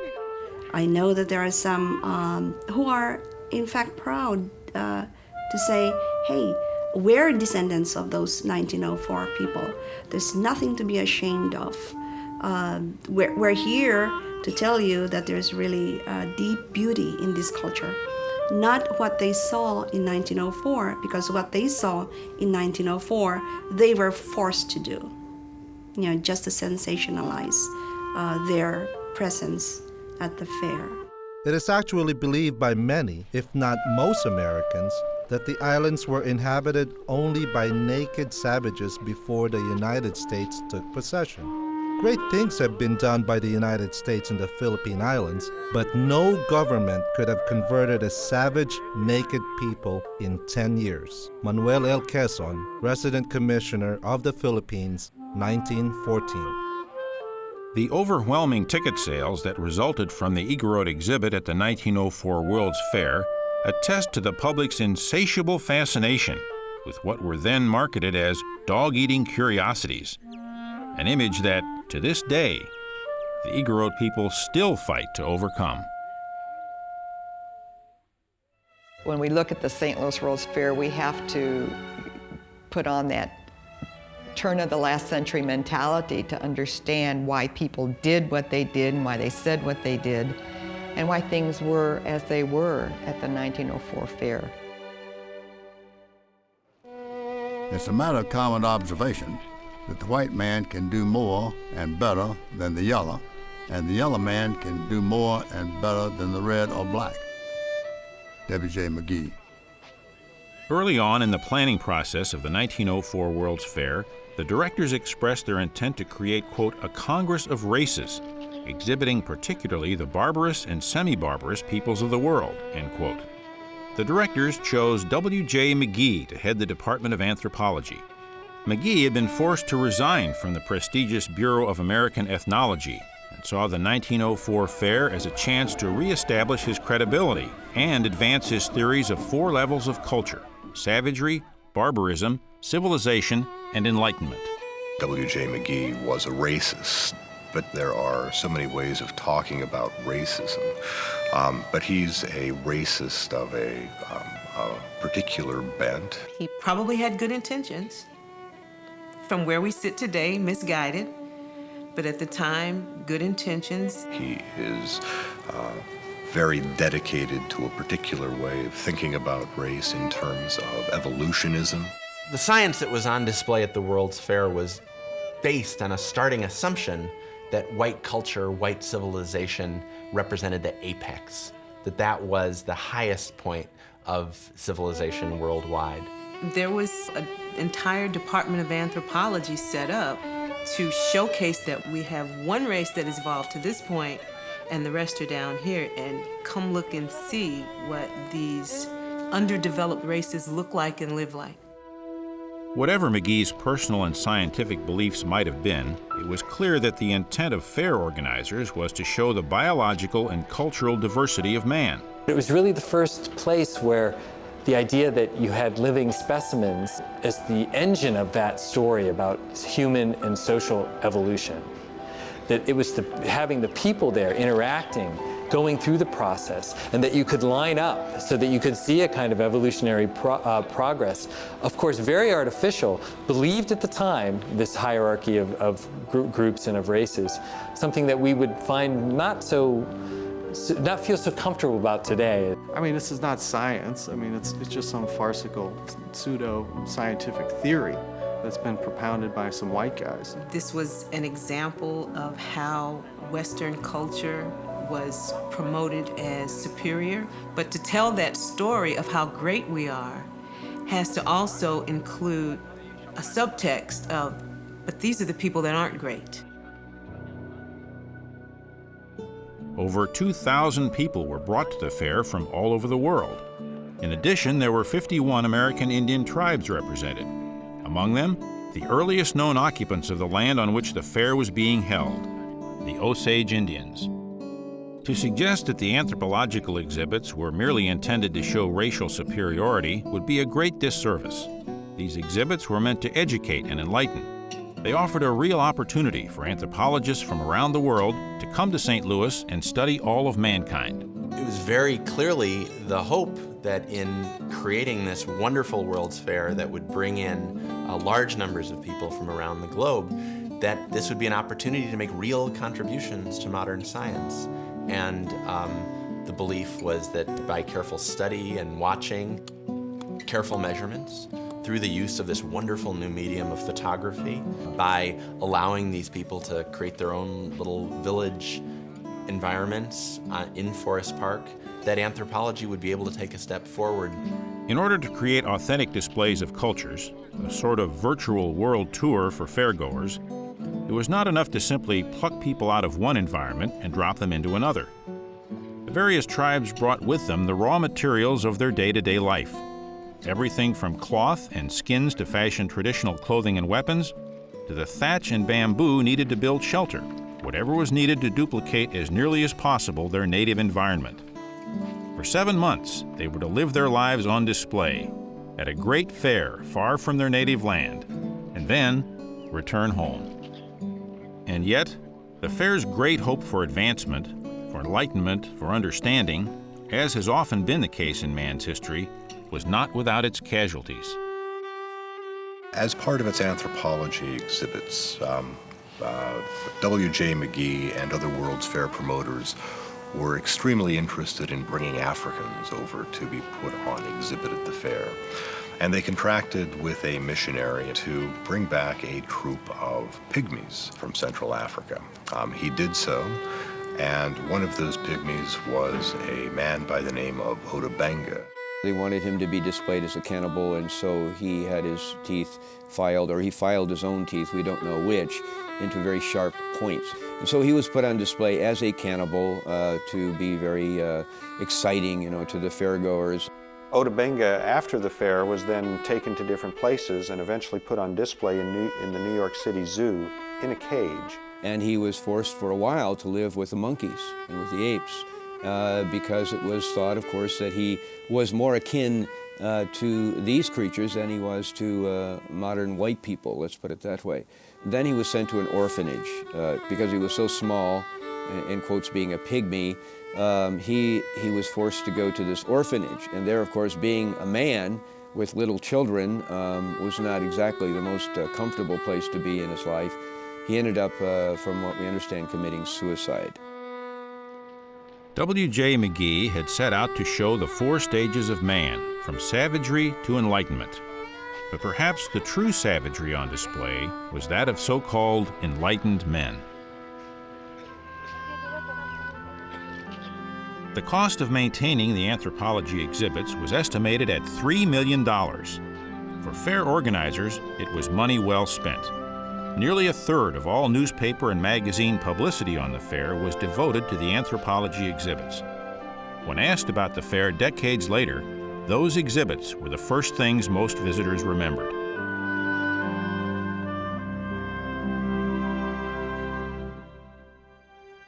Art and architecture at the fair become signs of showing America's worth, proving America is on a par with the best that civilization has to offer. The organizers of the fair considered arts one of the most important elements of the fair. Each of the pavilions included an exhibition of art. There were sculptures throughout the fair grounds, and when the fairgoer would walk through the grounds, they would have seen sculptures in every direction, even at the very pinnacle of the festival hall. Ever since the Columbian Exposition of 1893, Americans' newfound appreciation for art was sweeping the nation. So it's not surprising then that the organizers of the 1904 World's Fair put particular emphasis on it. Art was everywhere, from the monumental palaces to the ornate buildings to the amusements on the Pike. At no previous exposition did art receive so much recognition and attention. The exposition and its buildings and grounds was an expression of art, an exemplification of, and a tribute to its importance, virtue, and beauty. David R. Francis. So much importance and value was given to art that it seems fitting that the only permanent palace erected for the fair was the Palace of Fine Arts. It was to be a magnificent gift to the city of St. Louis, a lasting remembrance of the fair. The construction of the building was vastly different from the other buildings, which were merely wood frames covered in staff. It was constructed of limestone, brick, and steel, but not simply to ensure longevity. With rare works of art being sent to St. Louis from around the globe, the countries of the world insisted the structure be safe, secure, and fireproof. To ensure fire safety for the Palace of Fine Arts, The floors were concrete, and there were even fire hydrants that were placed in the floors. And these held a vast number of works of art. The positioning of the Palace of Fine Arts was carefully planned by Halsey C. Ives, chief of the Department of Art at the fair. The Palace of Art at the Exposition has purposely been placed far from the distractions of the exhibit buildings and near to the forest. Close by is Festival Hall, where classic music of the Exposition will be heard. Halsey C. Ives. 27 foreign governments and more than 5,000 persons from all over the world were responsible for the 11,000 pieces exhibited. Some of the most talked about art at the fair was presented outside the walls of the Palace of Fine Arts. Sculptures of a grand scale adorned the fairgrounds, palaces, and buildings. The sculpture for the Louisiana Purchase Exposition was planned on a magnificent scale. The palaces were larger, the vistas grander, and the courts and avenues more extensive and imposing than those of any exposition previously held. David R. Francis. Carl Bitter, chief of sculpture, was charged with executing purposely conceived themes of history, beauty, and triumphant American progress. Sculptors would submit ideas in the form of small-scale models. After a statue was approved and accepted, it was sent to one of more than 100 artists to be replicated in staff on an enormous scale. Notable sculptors in various cities of the Union were thus engaged. I shipped 54 carloads of completed and enlarged originals to the exposition grounds. Carl Bitter. The single most significance of the 1904 World's Fair for exhibiting art was the plethora of sculptures, the unbelievable enormity. Many of the works were monumental, and all of them were such that you were constantly passing by works of art. The 1904 World's Fair allowed people from all walks of life to experience incredible artistry of all types, but not just in the halls of a stuffy museum. Here they could eat and drink and laugh and live, surrounded by it. It was an art exhibit for the world, from the world that impressed the world.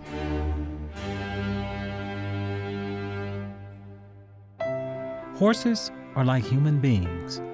Some try to learn, others can't learn, and some won't learn. Tom Bass. In late August 1904, people from coast to coast brought their best horses to the World's Fair to vie for the title of World Champion. Every imaginable breed, from the smallest Shetland ponies to the largest draft horses, came to compete in one of the grandest horse shows ever held. Elegant gentlemen riders competed, wearing fine suits and derby hats astride high-stepping saddlebreds. One rider, however, stood out. Fair visitors were no doubt surprised to see, amid the line of all-white, well-to-do riders, one face that was noticeably darker. Horse show enthusiasts knew him as the famous Tom Bass. Tom Bass was born in the 1850s in Boone County, Missouri. His mother was a slave girl owned by the wealthy Bass family. His father was the white son of a rich slave owner, one of the founders of the University of Missouri. It's unclear as to whether Tom's father ever acknowledged Tom as his own, but it's likely that Tom was given some opportunities that other slave children were not. Tom's mother worked hard on the plantation, so Tom was raised by his grandparents, who were also slaves. When the Civil War ended, Tom and his grandparents stayed on the plantation as employees of the Bass family. It was there that Tom grew up, around some of the finest horses in the world. In the 1870s and 80s, Tom developed a reputation as quite an outstanding trainer of horses. And by the 1890s, he'd become arguably the nation's best trainer and exhibitor of saddlebred horses. Tom Bass would have had to have been very committed and passionate about his goal and his purpose, because without a doubt, the amount of racism he would encounter on a daily basis would be enough to turn anyone around. In the show ring, Tom was treated with equality, and the superiority of the horses he had trained could not be denied. But outside the ring, He could not stay in the same hotels, eat in the same restaurants, or ride in the same train cars as his peers, simply because of his race.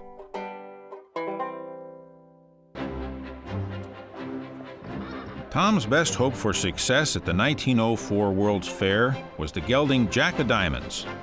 As was often the case, Tom was showing the horse for a wealthy businessman.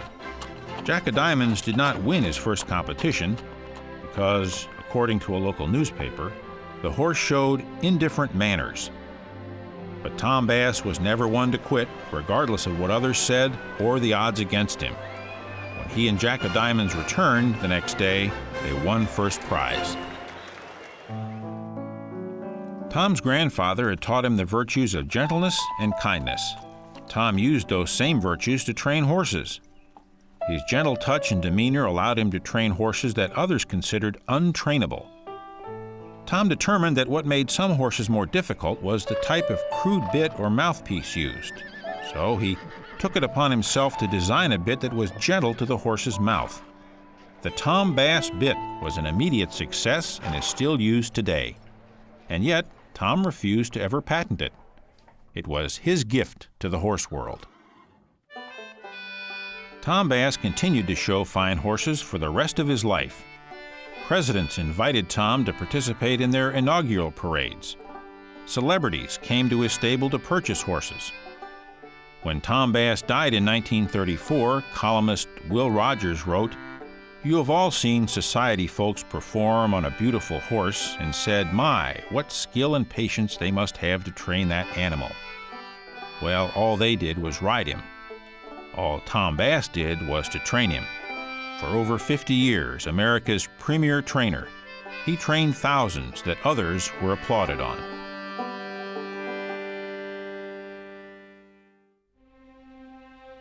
No particular booth will be set apart for the Negro race. They will be represented only as American citizens. No discrimination will be made. The St. Louis Palladium newspaper, March 19, 1904. The 1904 World's Fair, as with other World's Fairs, was a snapshot of the world around it. Unfortunately, that image included both the good and the bad. It was nearly 40 years after the end of slavery in the United States. African Americans were said to have owned 1 million acres of land and $12 million worth of property. In 1901, Booker T. Washington had been the first African American to dine in the White House. That same year, 105 African Americans were lynched.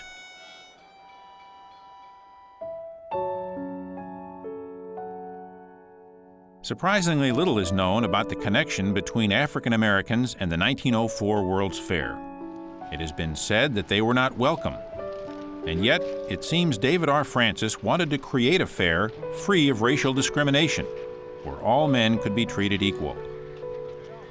Early on, fair organizers made clear their feelings that African Americans were of such importance to the industrial, political, and social life of the country that they could not and would not be excluded from the fair. Considering the times and St. Louis's deeply southern roots, this attitude was considered quite liberal. David Francis really wanted this World's Fair to be different than previous exhibitions in terms of how African Americans were treated. And he was very eager that this, in fact, represent a showcase for American tolerance. But there's a very big difference between one person saying that it's okay for black people to be around and the treatment and the experience that most black people probably had. Even if segregation was no longer the law, it was the custom. Many organizations, groups, and even cities were given a special day at the fair. So it was fitting that August 1st, 1904 was set aside as Negro Day. The coming together of so many thoughtful men and women of the race cannot fail to make a favorable impression on the assembled multitude. Walter M. Farmer, chairman of the Committee on Negro Day. Booker T. Washington was asked to attend. Washington responded favorably, but expressed some concern. I think I ought to say to you confidentially and privately that the impression is fast spreading through the country among the colored people that they ought to receive nothing in the way of accommodations in restaurants, etc., on the Exposition grounds, and this report is causing a rather bitter feeling among the race. Booker T. Washington. Booker T. would make it to St. Louis for the fair, but not for Negro Day. The sentiment throughout the country is that the Negro is not wanted at the World's Fair. Although this sentiment is not correct and is not based on facts, it was the unanimous opinion that Negro Day be abandoned. Walter M. Farmer. Organizers struggled to keep racism out of the fair. David R. Francis took it upon himself to personally address complaints of racism. Still, it proved impossible to change something that seemed to permeate 1904 society. Complaint was made yesterday that in one of the Pike restaurants, in a conspicuous place, a sign has been posted reading, "No colored people served in this restaurant." The St. Louis Globe-Democrat, June 2nd, 1904. African Americans were even turned away from the popular vending machine serving refrigerated water throughout the fairgrounds. The owners felt that serving them would, quote, ruin their trade with white people, end quote.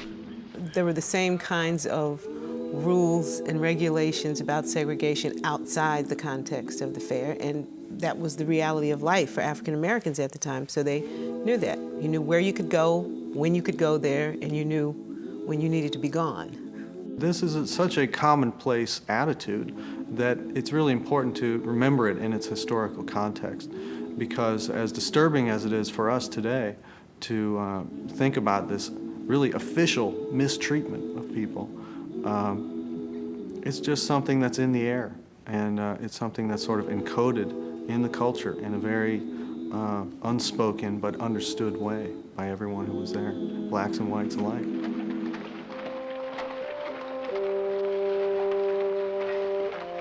Perhaps it is prophetic that the city in which Dred Scott had sued for and was ultimately denied his freedom would decades later continue to struggle with the issue of race.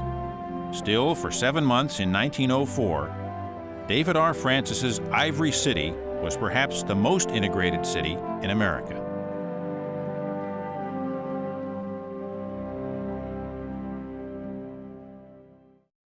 The list of foods that were purported to have been invented at the 1904 World's Fair included ice cream, cone, iced tea, peanut butter, hot dogs, hamburgers, even sliced bread and Heinz pickles.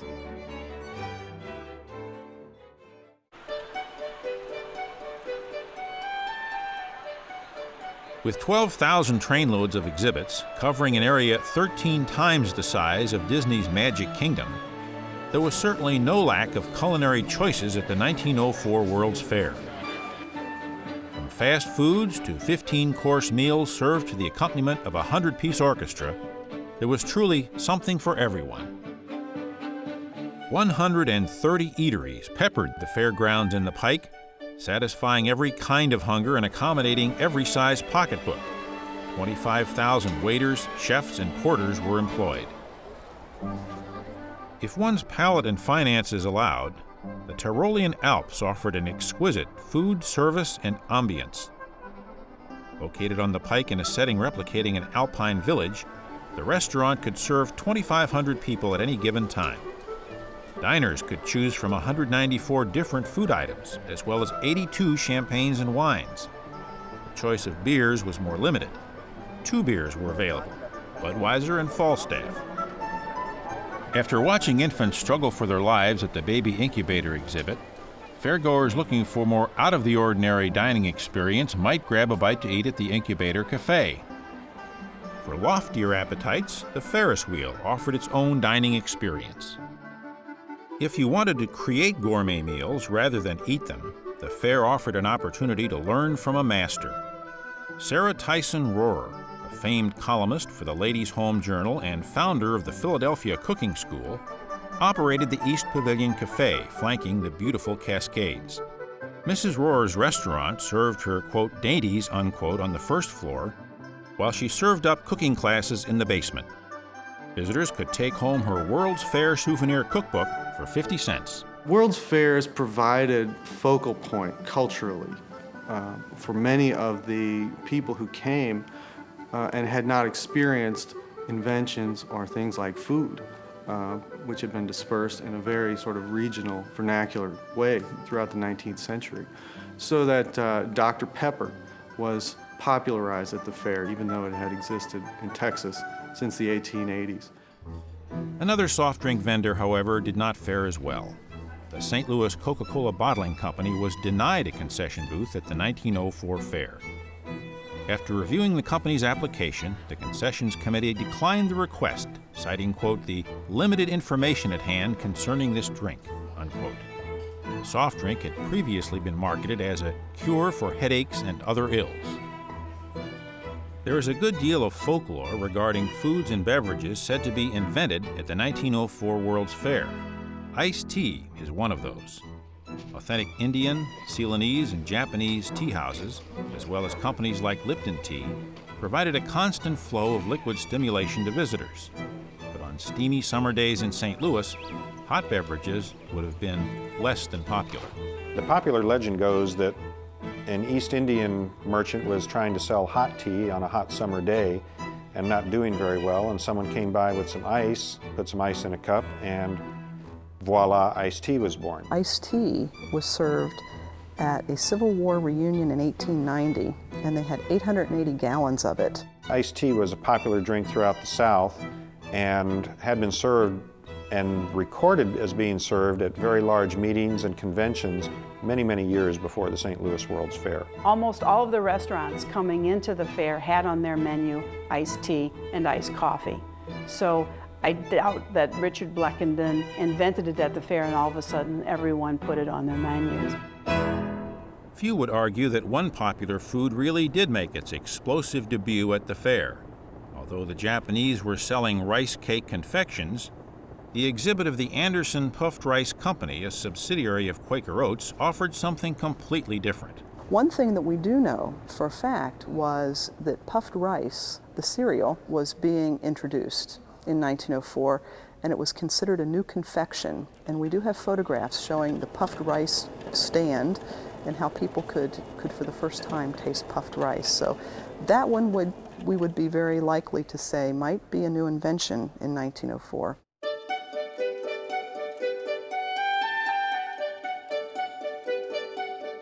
Everyone was vying for the consumer's eye, or taste buds.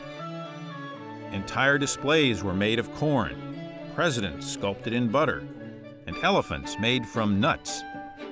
Visitors to California's exhibit could guess how many prunes there were in a giant prune bear. The prize? More prunes. No story about food at the 1904 World's Fair would be complete without mentioning the creme de la creme of World's Fair controversies, the ice cream cone. The story at the World's Fair goes that an ice cream vendor was running out of dishes to sell his ice cream in because he just couldn't keep them clean fast enough. Everything served at the fair, of course, were in real dishes, glass dishes, pottery. Nothing was served in throwaway, so it's possible that he did actually run out of his serving dishes. And nearby there was a Syrian immigrant named Ernest Hamwi who had a waffle stand and according to the legend wrapped one of his waffles around some sort of a cone and put ice cream in it. Thus the ice cream cone was born, and in short order all over the World's Fair cornucopias were being sold. Unfortunately, the story seems to be as soft and malleable as ice cream on a St. Louis summer day. It seems that a New Yorker named Italo Marchioni holds the patent for an ice cream cone maker. An individual from New York City did get a patent in late 1903 on an edible ice cream container, which was a baked, flat-bottomed container with a handle. If that's an ice cream cone, well, he gets the nod as inventing the ice cream cone. Fair enthusiasts scoff at the contention that this device made ice cream cones, noting it actually made bowls, not cones. They proudly point to a photo of the family of Montague Lyon standing in front of a popular 1904 World's Fair attraction.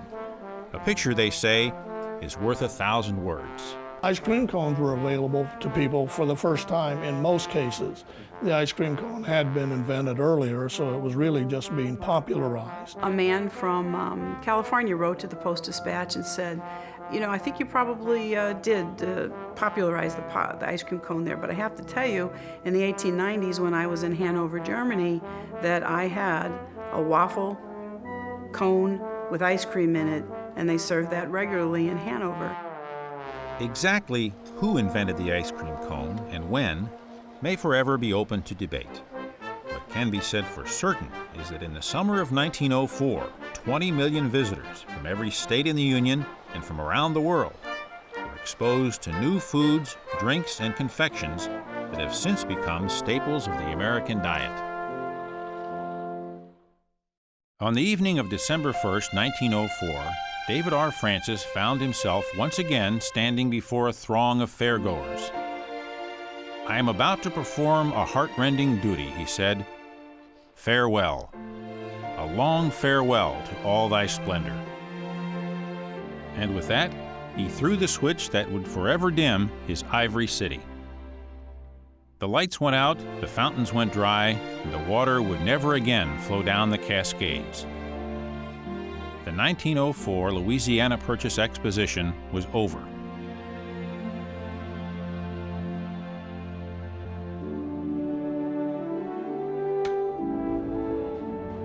The movers and demolition crews would be on the fairgrounds the next day. David Francis and the World's Fair Committee paid off the creditors and were able to make one last boast about their fair. Their fair had made a profit. This fair had served as a stepping stone into the new century. It was not merely a display of how far we had come, but a demonstration of where we were going. It was really a critical moment as in 1904 as we left a 19th century sort of Victorian model of living and experience and entered into a new century. Not unlike what many people felt as we moved into the 21st century, that this is some sort of rupture, some sort of moment of reckoning. By 1904, there was a real sense of what might happen, of what might lie in this modern world. Within 20 years, the world would seem to be spinning so much faster. There would be world wars, jazz, movie stars, air travel, radio shows. These surviving images seem so tame, the fair so quaintly earnest. But these were not simple folk, and these were not simple times. People visiting the fair back at the turn of the century were clearly overwhelmed with all they saw. All of a sudden, they're riding a streetcar, maybe for the first time, going into the largest World's Fair in history, seeing people from other lands, tasting food they'd never heard about before, hearing the latest music being played, just absorbing all the culture all around them. It must have simply been overwhelming to visit the fair back in 1904. David Francis may have been right when he said that if the rest of the world were destroyed, it could be rebuilt from what he had brought to this fair. There was here the most advanced technology and fine art and culture. There were also the biggest guns and the latest political, racial, and social theories and practices. Here on display was America itself in 1904, its hopes and dreams, beliefs, attitudes, its disagreements and conflicts, its pride, and its prejudice. Modern-day historians find this fair a fascinating place to explore and analyze, a moment in time unlike any other. You could see for yourself what something did, what someone looked like, and as a result, come away feeling that you had learned something terrifically important and useful about the world as it was and as it could be. After 5 weeks at the St. Louis World's Fair, Laura Merritt headed back to Cedar Rapids, Iowa, to record in meticulous detail what she had seen and heard and learned, knowing full well that words and pictures could not convey the experience. The bands played, people laughed and talked, and I heard many persons say they never again expected to see anything to compare with it. One old lady said, "This is heaven." Laura Merritt. It was the culmination of the golden age of World's Fairs. The 1904 Louisiana Purchase Exposition was intended to be the biggest and best fair ever, and it was. Not only was it everything that fairs had been, It was everything they would never be again.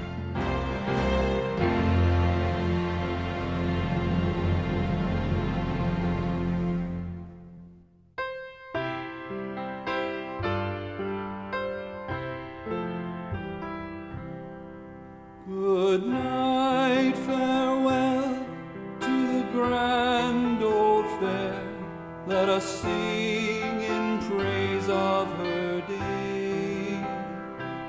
For when the lights go down and the songs have been sung, the memories will ne'er fade away.